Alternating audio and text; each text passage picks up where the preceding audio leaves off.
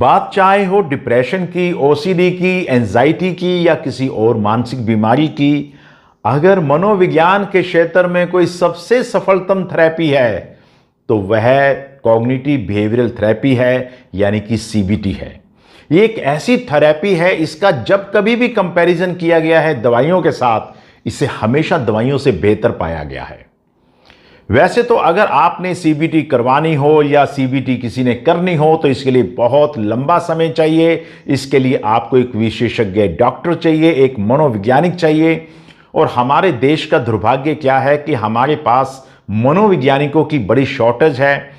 इसलिए मैं लगातार मनोविज्ञान के क्षेत्र में काम करते हुए लगातार ऐसी वीडियोस डालता रहता हूं, ताकि दूर दराज बैठे हुए, सुदूर गांव में बैठे हुए लोग, जिन लोगों तक मनोवैज्ञानिक सहायता नहीं पहुंच सकती है, उन तक मैं अपने वीडियोस के माध्यम से उनको मैं कुछ ना कुछ मनोवैज्ञानिक राहत जरूर दूं। ऐसा हो सकता है कि मैं बारिश ना रोक सकूं, लेकिन मैं कम से कम आपको छाता देकर आपको भीगने से जरूर बचा सकता हूं। सीबीटी को सीखना बहुत आसान काम नहीं है, क्योंकि ये बहुत लंबे समय लगाकर सीखी जाती है। इसके लिए मनोवैज्ञानिक लंबे समय तक काम करते हैं। लेकिन जैसा कि मैंने आपको बताया, मुझे इस बात का पूरा एहसास है कि मनोवैज्ञानिक हर जगह उपलब्ध नहीं होते हैं। इसलिए मैं कोशिश कर रहा हूं, एक प्रयास कर रहा हूं कि मैं सीबीडी को, यानी कि कॉग्निटिव बिहेवियरल थेरेपी को, बहुत छोटे रूप में आपके सामने प्रस्तुत करूं। हालांकि मुझे इस बात का पूरा एहसास है कि इस थेरेपी को, हम पूरी की पूरी थेरेपी को अगर समझना चाहें तो इसके लिए बहुत लंबा समय चाहिए। लेकिन मैं केवल 2 अपनी वीडियोस के माध्यम से आज आपको कॉग्निटिव बिहेवियरल इस तरीके से सिखाने की कोशिश कर रहा हूं कि आप अपने घर बैठे बैठे इस कॉग्निटिव बिहेवियरल थेरेपी के बारे में ना केवल जान सकेंगे, बल्कि आप अपनी कुछ समस्याओं का समाधान भी इस थेरेपी के द्वारा कर पाएंगे। कॉग्निटिव बिहेवियरल के बारे में, थेरेपी के बारे में बताते हुए मुझे आपको ये बताना बेहद ज़्यादा ज़रूरी लग रहा है। आपके मन में आने वाले विचार, आपकी इच्छाएं, आपकी प्लान्स, आपके मन के अंदर जो विज़न है, आपके मन के जो विश्वास हैं, वो सारी चीज़ों को हम कॉग्निशन कहते हैं। और मनोवैज्ञानिकों का विचार है कि अगर हमारा सोचने का नज़रिया, हमारा कॉग्निशन खराब हो जाए तो फिर हम कभी भी मानसिक रूप से ठीक नहीं रह सकते हैं। तो कॉग्निटिव बिहेवियरल थेरेपी के अंदर हम सोचने के उन नज़रियों को ठीक करते हैं। इसके अंदर हम बहुत सारी कॉग्निटिव टेक्निक्स का सहायता भी लेते हैं, बहुत सारी बिहेवियरल टेक्निक्स की सहायता भी लेते हैं। आज हम उन्हीं टेक्निक्स के बारे में बात करेंगे। जैसा कि मैंने आपको बताया कि हमारे सोचने के ढंग में बहुत सारी गड़बड़ियां हो जाती हैं। मनोविज्ञान के क्षेत्र में से हम कॉग्निटिव डिस्टॉर्शन कहते हैं। इसके बहुत सारे उदाहरण मैं आपको दे रहा हूं। Number 1, dichotomous thinking. जब आप ये सोचने लग जाते हैं कि दुनिया या तो बुरी तरीके से बुरी है या बेहद अच्छी है, जब आप ये सोचना शुरू कर देते हैं कि लोग आपके बारे में सोच रहे हैं वो बेहद गलत सोच रहे हैं, या आप सोच रहे हैं कि लोग आपके बारे में बहुत अच्छा सोच रहे हैं, अगर आप ब्लैक एंड वाइट थिंकिंग रखते हैं तो याद रखिएगा ये आपका कॉग्निटिव डिस्टॉर्शन है, ये आपका सोचने का गलत तरीका है। क्योंकि कोई भी बुरा व्यक्ति इतना बुरा नहीं होता है और कोई भी अच्छा आदमी पूरा अच्छा नहीं होता है। दूसरा जो तरीका जो आपकी कॉग्निटिव डिस्टॉर्शन है वो माइंड रीडिंग की है। अक्सर आपने देखा होगा कि हम बैठे हुए सोच रहे होते हैं कि लोग हमारे बारे में क्या सोच रहे हैं। ऐसे बहुत सारे लोग मेरे पास बीमार, मानसिक रूप से बीमार होकर जब लोग आते हैं तो मैंने देखा कि उनके अंदर माइंड रीडिंग करने की आदत होती है। वो अक्सर ये सोचते रहते हैं कि वो मेरे बारे में इतना बुरा सोच रहा है, वो मेरे बारे में ये सोचता होगा। दरअसल ये जो माइंड रीडिंग की आदत है ये हमें मानसिक रूप से बीमार बनाती है और ये बहुत बड़ा कॉग्निटिव डिस्टॉर्शन है। अगर हमने इसको ठीक नहीं किया तो हम कभी भी ठीक नहीं हो सकते हैं। सोचने की तीसरी बुरी आदत होती है जिसे हम बोलते हैं इमोशनल रीजनिंग।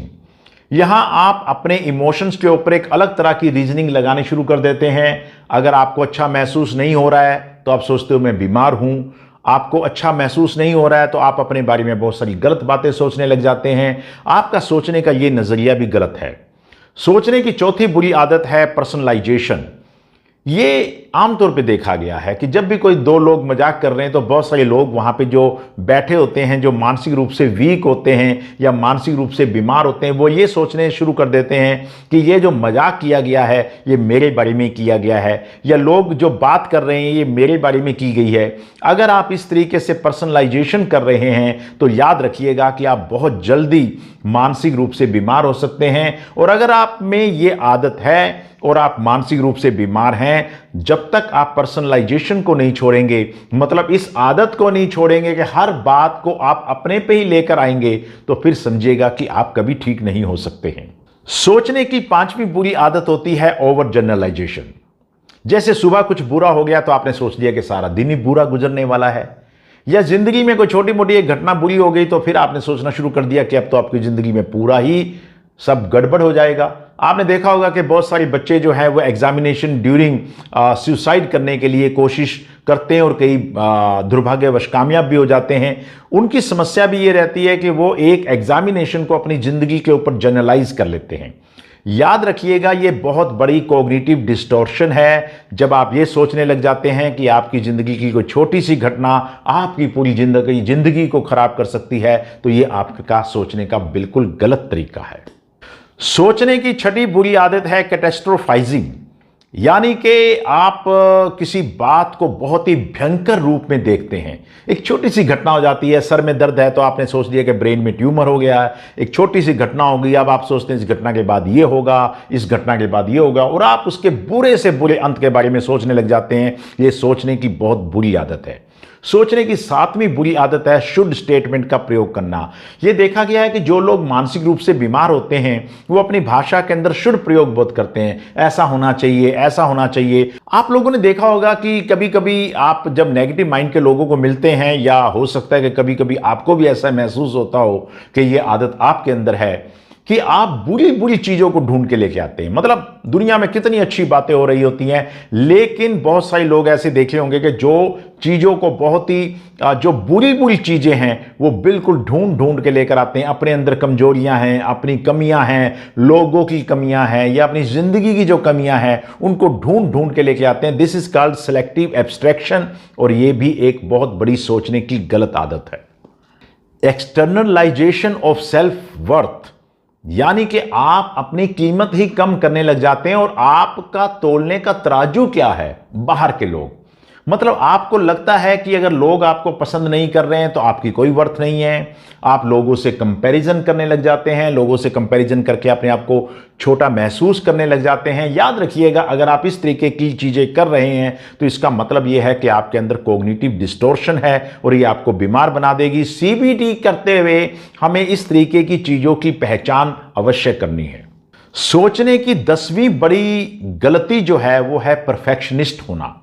जब हम ये सोचने लग जाते हैं कि जो हम कर रहे हैं वो बिल्कुल शानदार होना चाहिए, वो बिल्कुल ऐसा होना चाहिए कि मतलब अगर उसके अंदर किसी तरीके की कोई कमी नहीं होनी चाहिए। अगर कुछ कमी रह गई तो फिर समझिएगा सब कुछ खत्म है। अगर आप इस तरीके की थिंकिंग रखते हैं, आप बिल्कुल परफेक्ट बन के रहना चाहते हैं, तो याद रखिएगा आप कभी भी मेंटली फिट नहीं रह सकते हैं।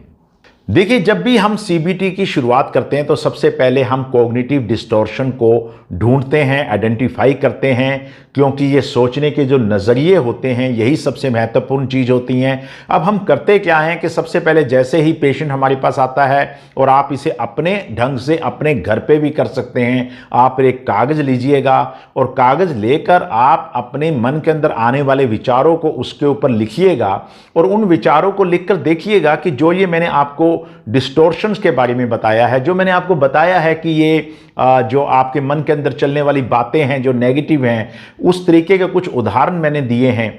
आप उन तमाम विचारों को वहां पर लिखिएगा, और एक और कॉलम बनाइएगा। इस दूसरे कॉलम के अंदर लिखिएगा, ये जो पहला कॉलम आपने बनाना है ये आपने सुबह बनाना है, दोपहर को बनाना है। इसके 3-4 घंटे के बाद आराम से बैठकर फिर आपने दूसरा कॉलम बनाना है। इस कॉलम के अंदर आपने लिखना है कि जो आपने सुबह सोचा था उसका नेगेटिव अर्थ क्या है और आप उसको पॉजिटिव कैसे कर सकते हैं। मतलब कि अगर आपने लिख दिया कि अगर किसी ने आपकी तारीफ नहीं की और आपने सोच लिया कि मेरी तो कोई वर्थ ही नहीं है, मैं तो आज शायद अच्छा लग नहीं रहा था, ये मैं आज अच्छी नहीं लग रही थी, अगर आपने ये सोचा सुबह, तो शाम को आप बैठ के देखिएगा कि और उसके अंदर एक दो चीज़ें लिखिएगा कि इसका अर्थ ये भी हो सकता है कि किसी ने मुझे ध्यान से ना देखा हो। ये भी लिख सकते हैं कि हर कोई मुझे पसंद करे या हर कोई मेरी तारीफ करे, ये कोई ज़रूरी नहीं है। इस तरीके से आप सेकंड कॉलम के अंदर ये सब चीज़ें लिख सकते हैं। जैसे आपने एक कॉग्निटिव डिस्टॉर्शन लिखी कि मुझे परीक्षा में पास होना चाहिए, अगर मैं पास नहीं होता तो बहुत बड़ा फेलियर हो जाएगा और ये बहुत बुरी बात है। अब आपने इसके सामने दूसरे कॉलम में कुछ फ्लेक्सिबल अल्टरनेटिव लिखने हैं, जैसे कि मुझे अगर परीक्षा में पास होना है, अगर मैं पास नहीं होता तो ये कोई फेलियर नहीं है, ऐसी गलतियां हैं जो आमतौर से बहुत सारे लोग करते हैं। इस तरीके से आप कॉलम टू कॉलम और अपने जो विचार हैं, जो आपके कॉग्निटिव डिस्टॉर्शंस हैं, उनको एक साइड में लिखिएगा, दूसरी साइड में आप बिल्कुल नॉर्मल बातें लिखिएगा। दोनों को लिखने के बीच में कम से कम 3 से 4 घंटे का समय होना चाहिए, ताकि तब तक आपका मूड चेंज हो जाए, आपका सोचने का नजरिया तब तक चेंज हो जाए। जब कोई मनोवैज्ञानिक सीबीटी का सेशन करता है तो भी इस प्रकार की कॉग्निटिव डिस्टॉर्शंस को पकड़ने के लिए कई बार इंटरव्यूज भी लेता है। हमारे पास बहुत सारी असेसमेंट की टेक्निक्स हैं, बहुत सारे ऐसे टूल्स हैं जिनकी सहायता से हम लोगों के दिमाग में उनके विचारों को बहुत आसानी से पकड़ सकते हैं। लेकिन चूंकि मैंने आपसे वादा किया है कि मैं आपको सीबीटी का एक छोटा रूप घर में करने के लिए सिखा रहा हूं, इसलिए मैं आपको बता रहा हूं कि ये जो पेपर वाला जो आइडिया है ये बहुत शानदार है। सुबह से लेकर दोपहर तक, शाम तक सारे विचार लिखिएगा, जो जो नेगेटिव विचार आए हैं उनके परिणाम क्या हुए हैं, और उसके बाद शाम को या रात को आराम से बैठकर उसके पॉजिटिव क्या हो सकते थे उनको लिखिएगा। सीबीटी की बाकी की बातें जो हैं मैं वीडियो के दूसरे भाग के अंदर आप लोगों से डिस्कस करने वाला हूं। भूलिएगा ना, इसका दूसरा भाग अवश्य देखिएगा।